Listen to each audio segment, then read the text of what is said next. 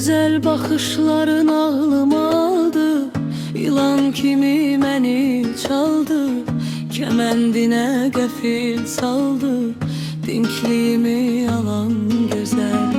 Hay ver dalınca gələrəm, yollarına gül düzərəm, o tay bu taylı üzərəm, sevincimi alan gözəl.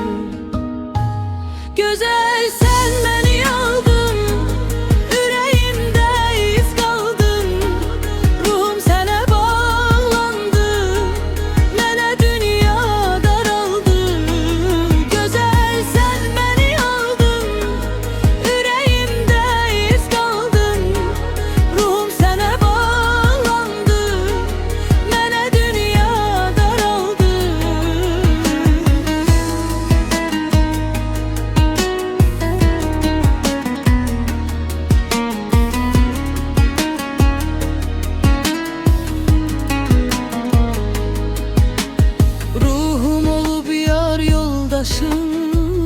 Neler deyir gözüm qaşın, lazım değil mənə yaşın, gençliğimi alan gözəl. Könül vermə hər yetənə, şirin sözlər vəd edənə, nə dedim mən axı sənə, ürəyimi çalan gözəl. Mərmər sinən gül yanağım, şux qamətin bal dodağım, hanı sənin əhd peymanın, məni dərdə salan gözəl.